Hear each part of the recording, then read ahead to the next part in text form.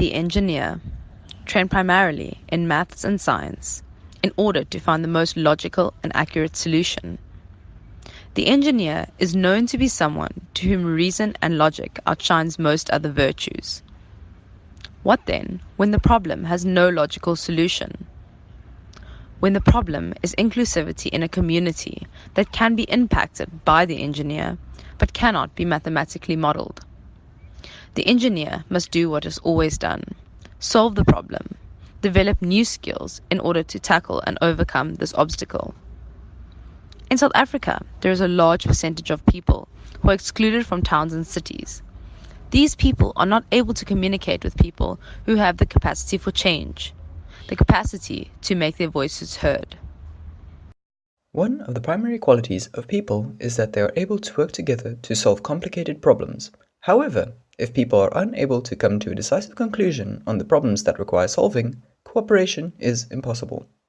Entire communities of people can thus be excluded from the problem-solving process due to a lack of communication.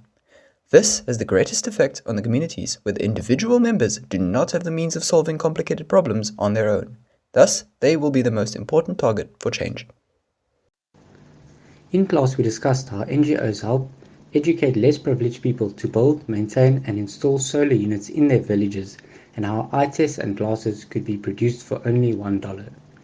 In both these communities, there was a major problem that had to be rectified.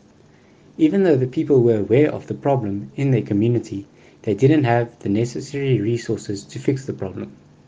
In our group, we considered how much easier it would be for communities to solve problems if the problems were communicated to the right people.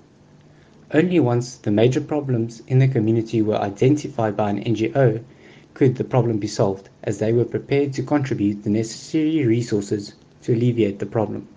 The people in the communities were willing to do the work to eliminate the problem once they had the necessary resources. The communities would benefit to a great degree if they could identify the main problems in the community and thereafter concisely communicate these problems to a spokesperson. It can thus be extrapolated from these cases that progress could take place in communities at a much faster rate if the members of the community have a method of communicating issues in the communities to leadership and authority figures in a more concise manner. The main problem regarding communication in underprivileged communities is that the individuals in the community have no means of communicating problems in the community to the people with the capacity to solve them. The solution the group is proposing is the establishment of a communication hierarchy within the community. In this hierarchy, small groups of individuals, typically neighbors, will be in direct contact with a selected representative of the group, who will then communicate the group's queries and problems to a leadership figure in some form of forum. This leader will then be able to communicate the most critical issues of the community to some municipal official, who will then be able to allocate resources towards solving the problems in the community. The benefits of this solution are, firstly, that only a few members of the community require internet connection, as only the group representatives will need to communicate on the forums, and secondly, that there is a structured flow of communication directed towards municipality officials instead of a cluster of individuals voicing their own individual intermediate problems.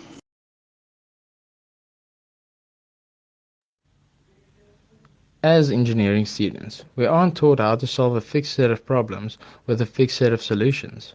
We are taught how to identify a problem and then develop a solution for that problem wherever it may be. We use tools like mathematics and physics to aid and optimize this process in order to find the best possible solution for any given problem. Having said this, there are various ways in which we as engineering students can aid in the solutions previously mentioned. We can develop or aid in developing the app or website that the representatives will use as a line of communication, or even develop the infrastructure necessary to facilitate the use of the communication service in remote areas. As with any solution, there is always room for improvement. We can assess the efficiency of our solution and fine-tune it when necessary. We can formulate protocols and solutions for possible malfunctions, and in this way work towards a flawless solution. Therefore, as a group, it was decided that the most important aspect of making a town or city inclusive is communication.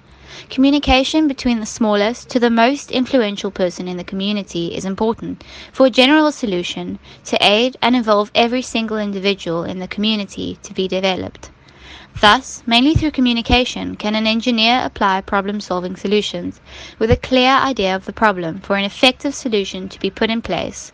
With knowledge obtained during our degree and extending further with experience, we as engineers are made for creating solutions unique to every obstacle. As a whole, the community can only change for the better.